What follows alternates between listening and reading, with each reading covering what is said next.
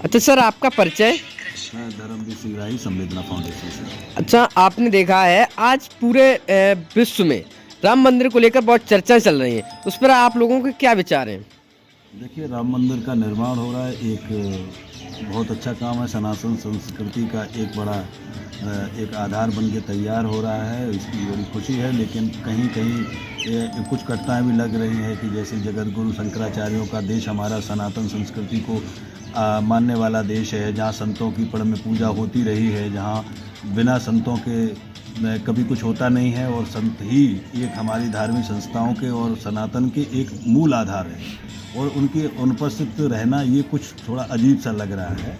और बाकी तो ये राम मंदिर बनना है, देश की संस्कृति का सवाल है। हमारी सबके आराध्य हैं भगवान श्री राम, सभी धर्मों के लोग मानते हैं, सब वर्ग मानते हैं, ऐसा वो एक अच्छी बात है।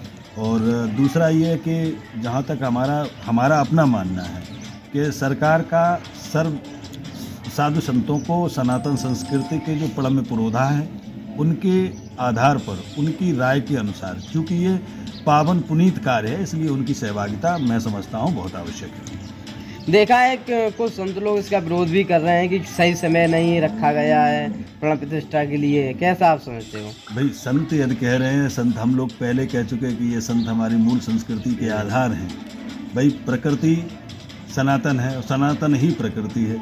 यदि साधु संतों से ज़्यादा इन्होंने वेदों की खोज की है, उनसे ज़्यादा हम लोग नहीं जानते। यदि वो कह रहे हैं तो निश्चित रूप से उन लोगों का कथन सत्य है, और हम लोग ये मानते हैं कि हमारा आधार ही जब साधु संत हैं, जगत शंकराचार्य हैं, ये तो उनका मानना है, तो कुछ तो उन्होंने सोच के ही इसका वो विरोध कर रहे हैं। और वैसे मूल आधार पर तो मैं कहता हूँ कि आजकल का जो दौर चल रहा है कि मंदिरों की घंटियों का स्वर कसैला हो गया है, कि मंदिरों की घंटियों का स्वर कसैला हो गया है, आचमन से जल खुद जलन का विषैला हो गया है, भावना में ईश्वर का बहुत मंथर हुआ, आदमी को देखकर देवता पत्थर हुआ है। आदमी की सोच ऐसी हो गई है। यादव जी ने कहा है कि मंदिर नहीं हॉस्पिटल बनवाना चाहिए था इनको, क्या कहना चाहते हैं आप? नहीं, उनका अपना अपना उनका व्यू है, उनका अपना सोच नज़रिया है, लेकिन मूलभूत आधार जो है शिक्षा, चिकित्सा और सुरक्षा आम आदमी की आवश्यकता है। जब आदमी स्वस्थ रहेगा तभी उसकी आध्यात्मिक शक्ति की तरफ ध्यान रहेगा।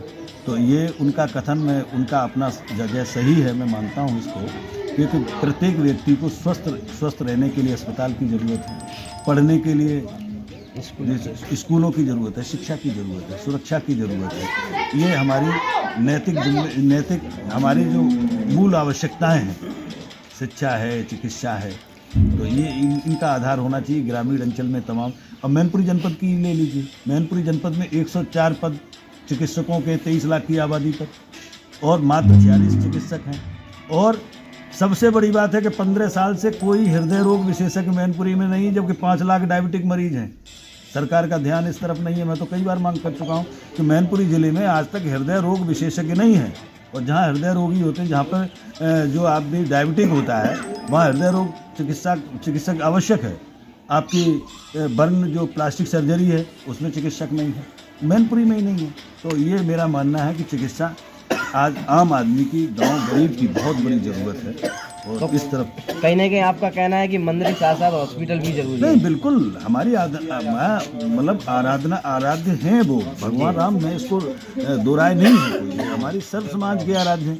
लेकिन हमारी स्वास्थ्य के लिए भी तो चिकित्सा की आवश्यकता है, उसके साथ साथ चिकित्सा और शिक्षा ये बहुत मूलभूत आवश्यकता है, और ये सब इनसे संपन्न होगा तब आदमी आध्यात्मिक की ओर जाएगा। Thank you.